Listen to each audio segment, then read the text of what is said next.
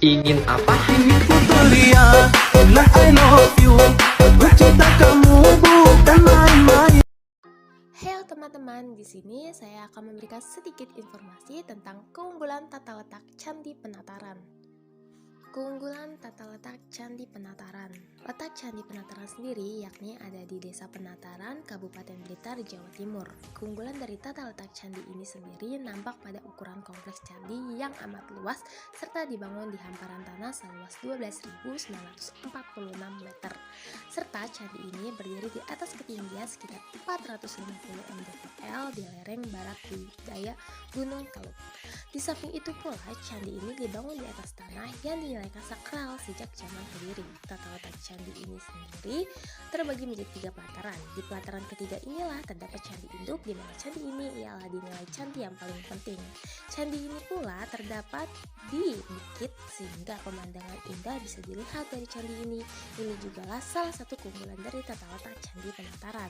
Di sisi lain, properti dan dari kompleks dan tata letak Candi Penataran sangatlah unik serta tidak tersusun dengan simetris. Hal ini menggambarkan bahwa pembuatan candi ini tidaklah dalam satu periode sehingga tata letak serta pola kurang memiliki aturan di dalam candi ini, sehingga inilah yang menambah keunikan dari Candi Penataran. Untuk memasuki area candi terdapat gerbang yang letaknya ada di sisi barat. Di pelataran depan ini terdapat 2 buah arca 2 ralapala yang berukuran besar yang disebut sebagai penjaga pintu. Nama 2 ralapala dikenal juga dengan sebutan Mbah Bodo oleh kalangan masyarakat Blitar. Yang menarik di dalam kedua arca ini ialah terdapat pahatan pada tatakan arcanya. Angka yang termuat ialah 1242 Saka atau tahun 1320. Angka ini tertulis dalam huruf Jawa kuno. Dapat disimpulkan dari angka yang terpahat bahwa Candi Penataran diresmikan sebagai suatu kuil kerajaan atau state temple di zaman Raja Jayanagara yang memerintah tahun 1309 sampai 1328 di Kerajaan Majapahit. Naik sedikit dari arca terdapat sisa-sisa pintu gerbang yang terbuat dari bahan batu bata merah. Ini dimuat oleh Jonathan Reed saat kunjungannya pada tahun 1848. Letak bangunan satu dengan bangunan lainnya itu berhadap-hadapan, berjajar rapi dari depan ke belakang, sehingga jika dilihat sepintas agak membingungkan. Akan tetapi susunan dari candi inilah yang membuat tata letak candi terkesan menarik. Susunan seperti ini terkesan mirip dengan susunan pura yang berada di Bali.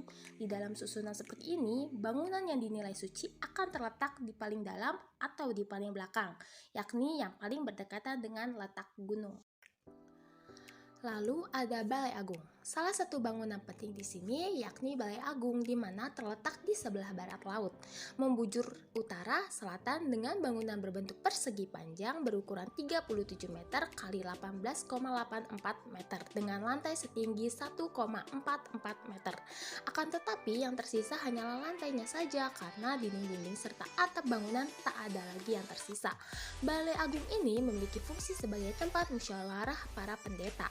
Lalu di lantai-lantai juga terjumpa beberapa umbak batu yang terdahulu memiliki fungsi guna sebagai penumpu tiang-tiang kayu penyangga atap. Keseluruhan lantai di sini dihiasi dengan pahatan naga yang melilit di sekeliling dinding lantai serta kepalanya menyembul di setiap sudut lantainya.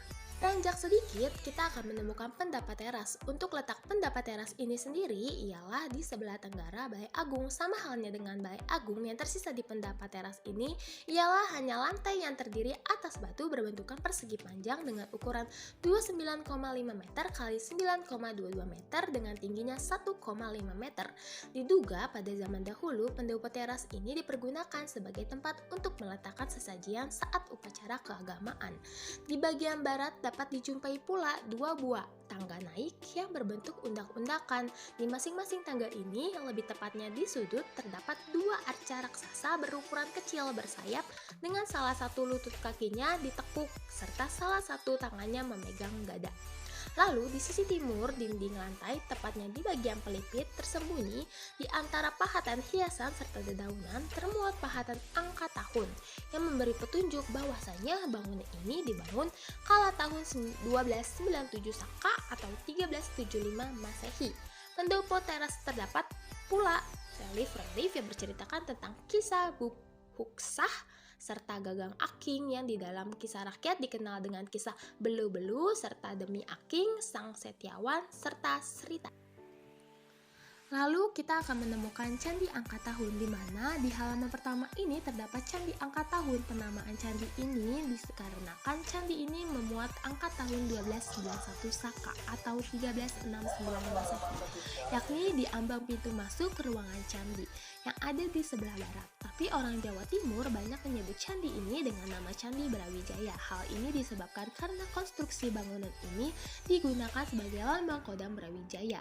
Candi ini berbentuk langsing dengan ukuran hanya 4,5 meter kali 5,82 meter, serta kaki candi ini tidaklah terlalu pendek serta juga tidak terlalu tinggi. Lalu ada juga dua jenis bingkai yang ada di sini, yakni ada bingkai rata serta bingkai cuat. Lalu atapnya menjulang tinggi serta diakhiri dengan hiasan kubus, di mana di dalam candi ini akan ditemukan arca Ganesha duduk. Seperti halnya candi-candi lain, di atas ambang pintu candi angka tahun termuat hiasan Kalamakara, yang dimana di bawahnya terdapat angka tahun yang telah dituliskan sebelumnya. Di Jawa Timur sendiri, Kalamakara sering disebut pula dengan nama Banaspati, yang artinya Raja Hutan. Jadi Kalamakara yang berada di candi ini ialah berfungsi untuk menakut-nakuti roh jahat, agar roh jahat tidak berani untuk memasuki ruangan candi ini. Oke guys, segitu dulu. Bye-bye.